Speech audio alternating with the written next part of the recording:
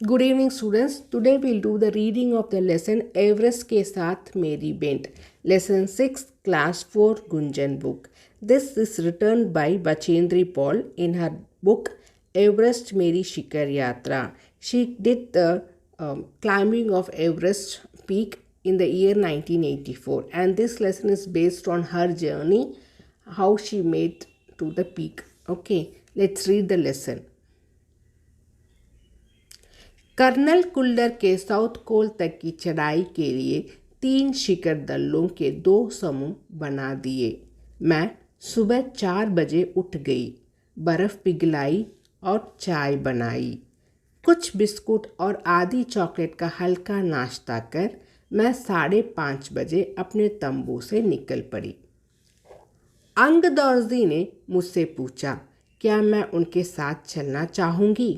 मुझे उन पर विश्वास था और साथ साथ मैं अपनी आरोहण की क्षमता और कर्मठता के बारे में भी आश्वस्त थी। सुबह 6:20 पर जब अंगदौर्जी और मैं साउथ कोल से बाहर निकले तो दिन ऊपर चढ़ आया था। हल्की हल्की हवा चल रही थी और ठंड बहुत अधिक थी। हमने बगैर रस्सी के चढ़ाई की। अंगदौर्जी एक निश्चित गति से ऊपर चढ़ते गए। मुझे भी उनके साथ चलने में कोई कठिनाई नहीं हुई। जमी हुई बर्फ़ की सीधी और ढलाऊ चट्टानें इतनी सख्त और बुरबुरी थी मानो शीशे की चादरें बिछी हों। हमें बर्फ़ काटने के लिए फावड़े का इस्तेमाल करना पड़ा। 2 घंटे से कम समय में ही हम शिखर कैंप पर पहुंच गए। अंगदौर्जी ने पीछे मुड़कर पूछा, क्या तुम थक गई हो? मैंने जवाब दिया, नहीं। यह सुनकर वे बहुत अधिक आश्चर्यचकित और आनंदित हुए। फिर थोड़ी चाय पीने के बाद हमने पुनः चढ़ाई शुरू की। लाहाटू एक नायलॉन की रस्सी लाया था। अंगदौर्जी और मैं रस्सी के सहारे चढ़े, जबकि लाहाटू एक हाथ से रस्सी पकड़े हुए बीच में चला। तभी लाहाटू ने गौर किया कि मैं इन ऊंचाइयों के लिए आवश्यक 4 लीटर ऑक्सीजन की अपेक्षा कम ऑक्सीजन लगभग 2.5 लीटर प्रति मिनट के अनुपात से लेकर चढ़ रही थी। मेरे रेगुलेटर पर जैसे ही उसने ऑक्सीजन की आपूर्ति बढ़ाई, मुझे कठिन चढ़ाई आसान लगने लगी। दक्षिण शिखर के ऊपर हवा की गति बढ़ गई थी। उस ऊंचाई पर तेज हवा के झोंके बुरबुरे बर्फ के कणों को चारों तरफ उड़ा रहे थे। इससे दृश्यता नहीं के बराबर हो गई थी। मैंने देखा कि केवल थोड़ी देर के बाद कोई ऊंची चढ़ाई नहीं है। ढलान एकदम सीधी हो गई। मेरी सांस मानो रुक गई थी।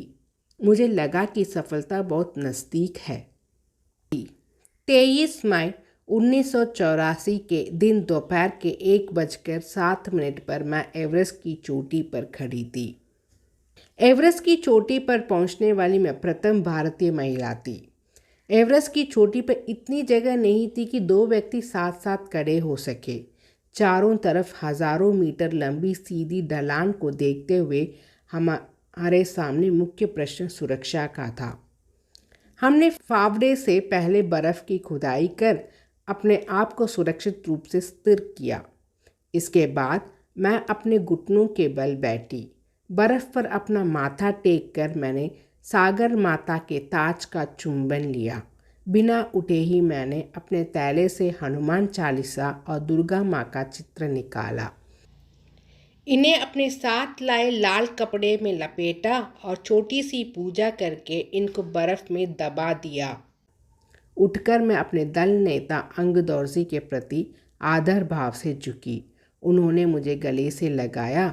कुछ देर बाद सोनम पुलजर पहुँचे और उन्होंने हमारे फ़ोटो लिए।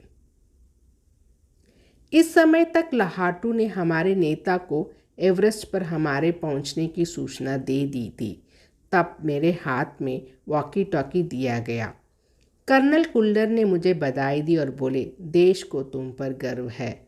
हमने शिखर पर कुछ समय व्यतीत किया और अपनी वापसी यात्रा 1:55 पर आरंभ की।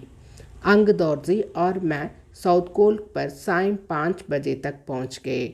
साउथ पोल से शिखर तक और वापस साउथ पोल तक की यात्रा चोटी पर रुकने सहित 10 घंटे 40 मिनट में पूरी करने पर सबने हमें बधाई दी। मैं जब अपने तंबू में लौट रही थी, मैंने मेजर कुमार को कर्नल कुल्लर से वायरलेस पर बात करते सुना।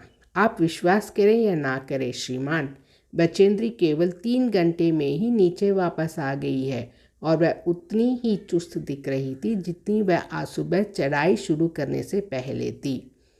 मुझे पर्वतारोहण में श्रेष्ठता के लिए भारतीय पर्वतारोहण संघ का प्रतिष्ठित स्वर्ण पदक तथा अन्य अनेक सम्मान और पुरस्कार प्रदान किए गए। पद्मश्री और प्रतिष्ठित अर्जुन पुरस्कार की घोषणा की गई। सबके आकर्षण और सम्मान का केंद्र होना मुझे बहुत अच्छा लगा। बचेंद्री पॉल द्वारा लिखित एवरेस्ट मेरी शिखर यात्रा पर आधारित। Please read the lesson 1 or 2 times, understand the pronunciation. Let's see the explanation in our next video. Thank you, students.